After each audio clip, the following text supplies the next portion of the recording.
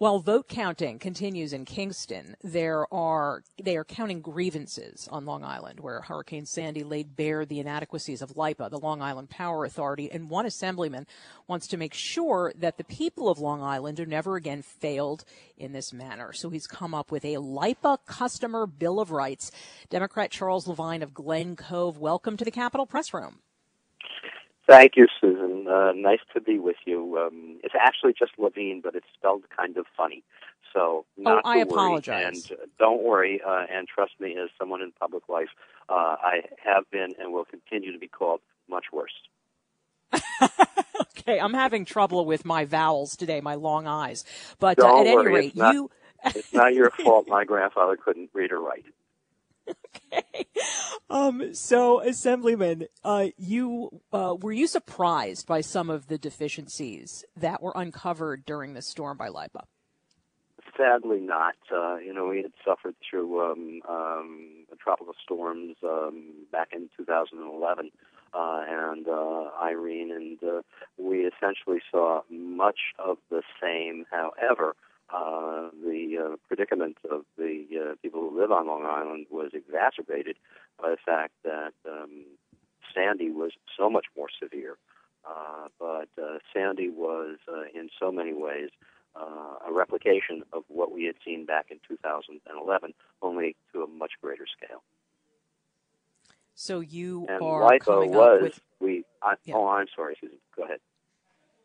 Well, I just wanted to know what some of the provisions were that will be in your LIPA Customer Bill of Rights. And this is legislation that you're writing that you're hoping passes. Yes.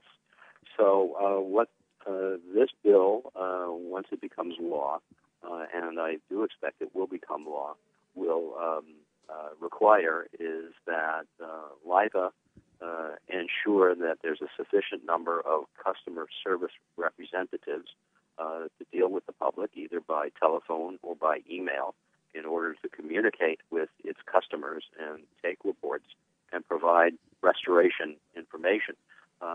Even the management of LIPA is readily admitting that its greatest failure, as they perceive their greatest failure, to be their lack of communication. So this bill is going to provide that there will be greater communication.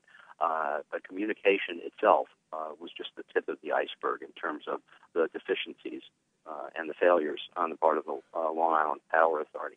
So if 10% or more of the folks on Long Island are without service, LIPA is going to have to develop a regional timetable for restoration. And regions, because Long Island is quite balkanized in terms of counties, towns, cities, villages, and school districts. So region will mean either a village, something with set boundary lines, a town, or a school district. And the timetable is going to have to be published on its website. And LIPA is going to be required to have sufficient human power, and it's going to have to give information about the number of crews working in each region. And the human power, of course, is there to not only handle the actual hands-on work that's got to be handled, but also to handle the communication with folks who have lost their power.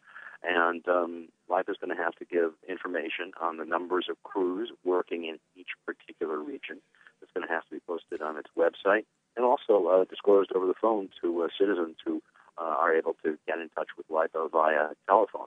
It's going to have to develop a plan to restore power at gas stations if 10% or more of the public lacks service. One of the things that added to the anxiety of Long Islanders was our inability to get gasoline, and the lines were very long. And while people in general remained quite good-natured about the challenge, had that continued, we would have seen a lot of problems, and it added to people's anxiety.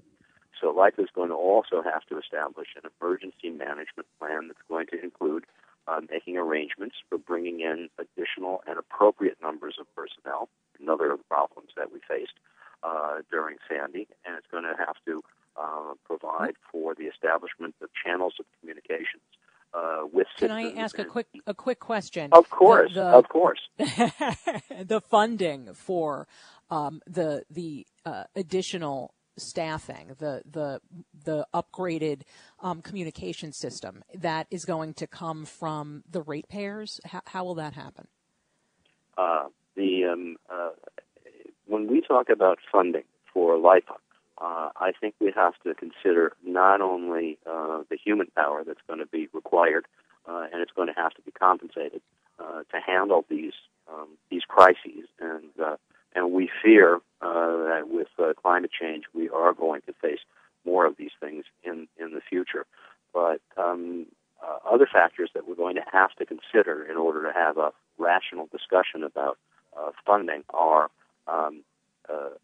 changes to the way the Long Island Power Authority manages its electrical lines, most of which on Long Island are above ground.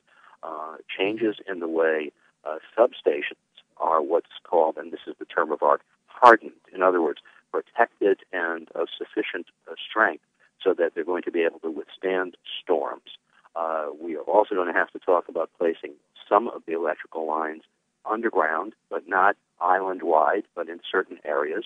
And we are as well going to have to consider changing the structure of the way the lines are situated, because many of the lines, especially in the northern part of Nassau County, which is much woodier and more forested than in the southern part of Nassau County, some of these lines travel through the backyards, and we talk about backyards, we're talking about multi-acre backyards of private homes and preserves, and they are veritably inaccessible. In other words, you can't get a truck. A truck cannot get into some of these sites.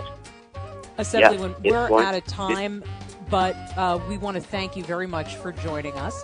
It's, Susan, thank you very much for the opportunity. Take care. And have a great day. So long now. You Bye-bye. too.